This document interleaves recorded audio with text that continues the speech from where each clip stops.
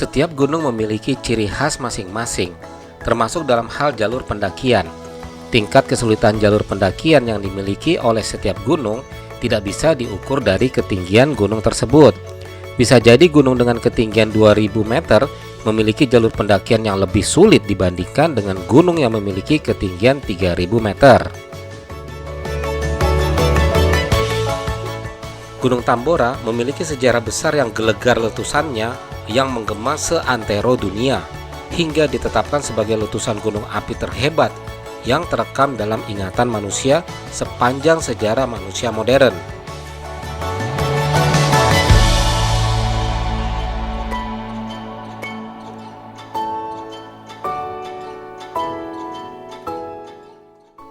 Kalau bentang alamnya, Tambora punya pesonanya sendiri, yaitu kaldera raksasa berdiameter lebih dari 7 km dan dalam dasarnya 1,4 km dan disebut-sebut kaldera gunung api aktif terdalam di dunia.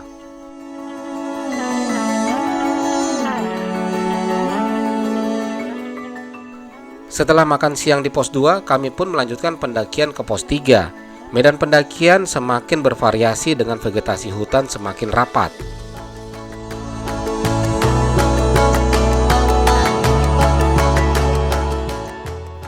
Jalur trek mirip dengan pos sebelumnya, namun tanjakan landainya lebih panjang dan menguras tenaga.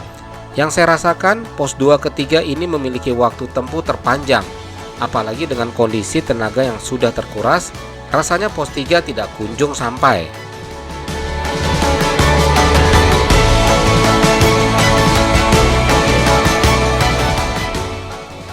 Salah satu hal penting yang perlu dilakukan sebelum mendaki gunung adalah mencari info sebanyak-banyaknya tentang gunung tersebut.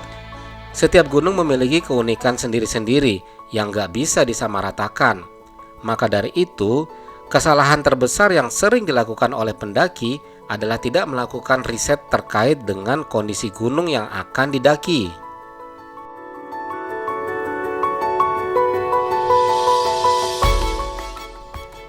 Dengan mengetahui karakteristik gunung, tentu persiapan bisa jadi lebih matang. Intinya sih, semakin baik mengenal gunung yang menjadi tujuan pendakian, maka semakin mudah nantinya menyesuaikan diri pada waktu pendakian.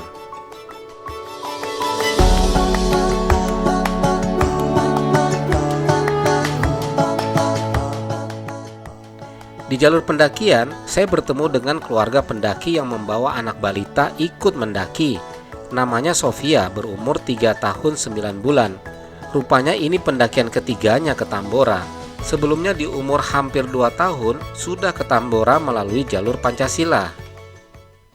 3 tahun 9 bulan. Wih, anteng aja kayaknya. Halo, siapa namanya, Dek? Iya. Sofia. Sofia. Ketiga kalinya dia nih. Oh, ketiga kali nih. Iya. Tambora. Dari jalur Yang kedua kalinya di Pancasila. 2 Pancasila ini Kali di sini. luar biasa. Berarti yang Pancasila pas umur berapa tuh? 19.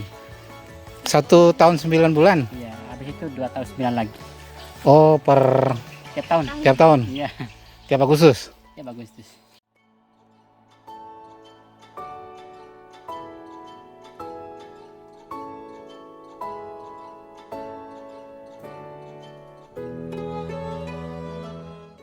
Jalur antara pos 2 ke 3 ini sering kami temui pohon tumbang dan dedaunan kering yang rontok dari pohon.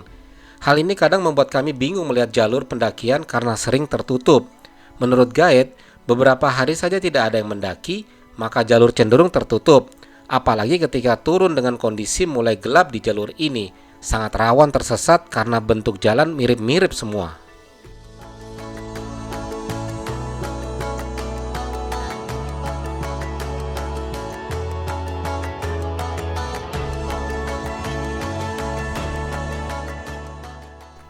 Oh ya, jika kamu belum membawa logistik pendakian, tempat terakhir untuk belanja logistik adalah Desa Kawindatoi.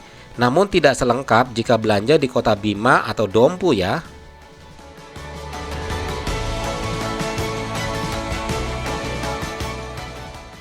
Saran aja, untuk cemilan sepanjang pendakian, bawalah buah-buahan. Buah banyak manfaatnya untuk gizi bagi tubuh. Selain lebih praktis, buah juga dapat mengembalikan tenaga yang hilang saat mendaki. Kalau saya suka bawah buah pir dan nanas karena kandungan airnya tinggi serta lumayan bikin kenyang juga.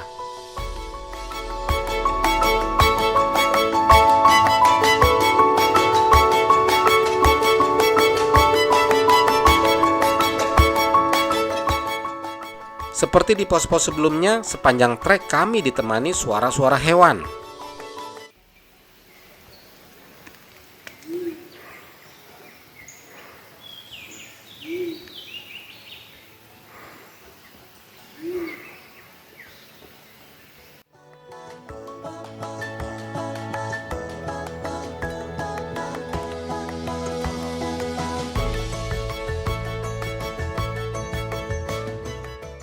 Setelah 2 jam berjalan, kami pun tiba di pos 3 Nggu La Aswa. Perjalanan panjang dan melelahkan.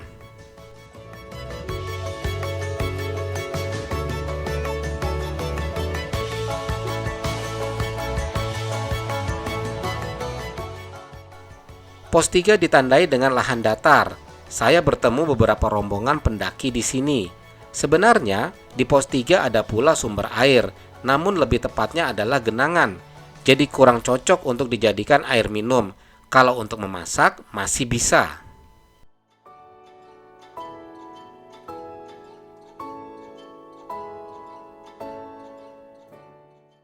Dinamakan pos Nggu La Aswa berasal dari nama seorang pencari madu bernama Aswa.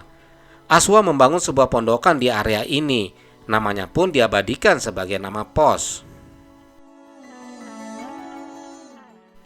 Beberapa rombongan pendaki sambil istirahat mereka memasak untuk makan siang di pos ini. Pertimbangan tepat untuk isi energi di pos ini sebelum meneruskan ke pos 4. Karena jalur pendakian ke pos 4 disebut-sebut membuat orang menyesal mendaki gunung ini. Karena akan menghadapi tanjakan terjal 45 derajat yang cukup panjang.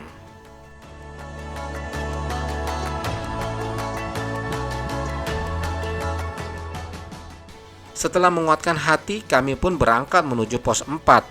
Dan benar saja, baru sebentar berjalan, kami sudah disuguhkan tanjakan dan tanjakan tanpa ampun.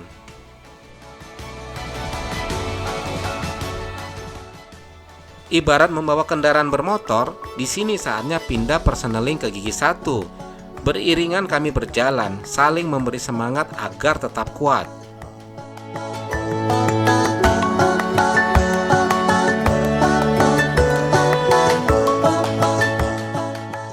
Jalur ini disebut tanjakan penyesalan. Bisa jadi gara-gara membuat pendaki berpikir dan menyesal mendaki gunung. Saya jadi teringat bukit penyesalan di Gunung Rinjani.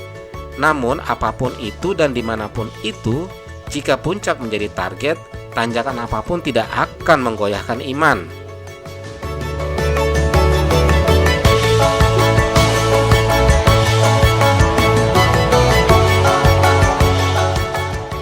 Jadi, di sini baru terasa bahwa persiapan fisik sebelum mendaki sangatlah penting. Reni, pendaki wanita yang beberapa kali kami mendaki bersama, sebelum berangkat ke Tambora sempat info ke saya kalau persiapan fisik ke Tambora dengan melakukan jogging ringan.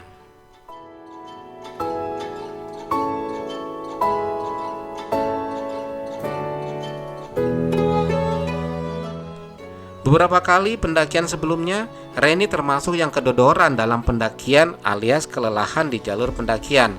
Namun di Tambora, sebaliknya, Reni selalu berada di depan berjalan dengan irama stabil.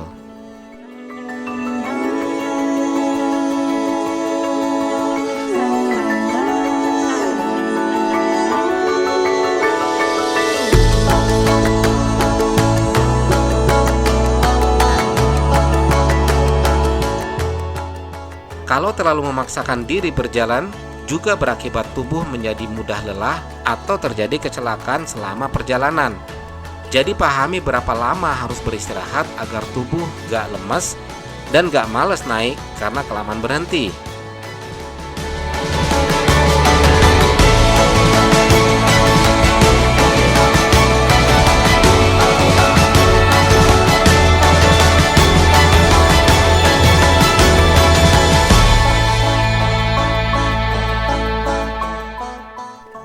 Di Tambora, ada 2 titik ketinggian yang harus dilewati di tanjakan penyesalan ini. Titik pertama jalurnya berupa akar dan tanah padat, sedangkan titik ketinggian yang kedua lebih terasa berat karena bercampur kerikil dan tanah.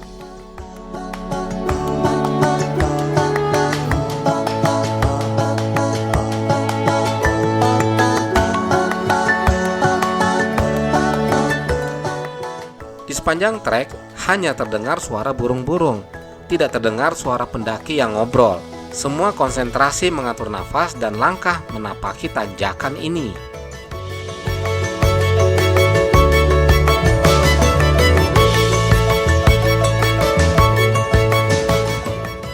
Di ujung tanjakan penyesalan, jalur berubah landai cenderung datar. Alhamdulillah, lumayan kaki bisa lebih santai melangkah.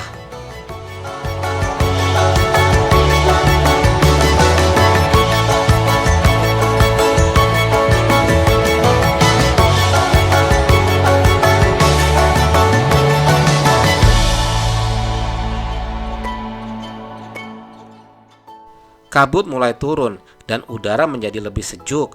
Saat itu ketinggian di sekitar 1400 mdpl.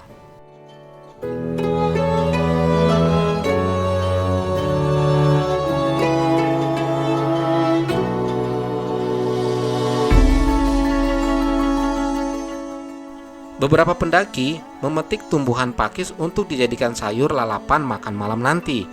Bisa ditumis atau direbus dan dimakan dengan sambal. Perlu dicoba juga nih tumbuhan gunung.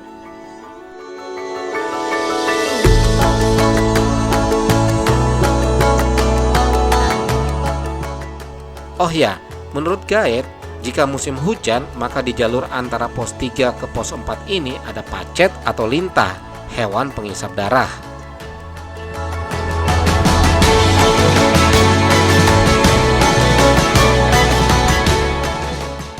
Jika mendaki di 3 jalur pendakian Tambora lainnya, seperti Pancasila, Piong, dan Dorocanga, di pos-pos pemberhentian biasanya terdapat shelter berupa pondokan atau bangunan kayu. Berbeda dengan jalur Kawindatoi yang justru menghindari adanya shelter. Alasan pengelola jalur karena dengan adanya shelter biasanya menjadi pemicu tumpukan sampah. Jadi mereka memilih tetap alami tanpa ada bangunan pondokan atau shelter. Dan memang terbukti, sepanjang jalur pendakian saya tidak menemukan sepotong sampah, benar-benar bersih.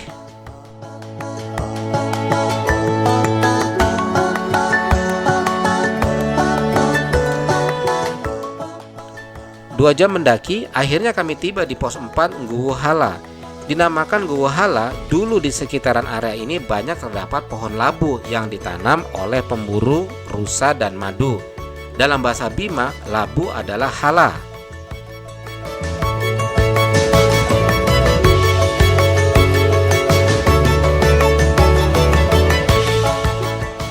Pos 4 ini berada di batas vegetasi hutan dan padang sabana, tempat yang pas untuk camp dan bermalam. Sebelum pagi atau dini hari esok, summit menuju puncak. Arealnya cukup luas dan terlindung dengan sumber air yang cukup. Jika cerah, dari pos ini bisa menikmati matahari terbenam.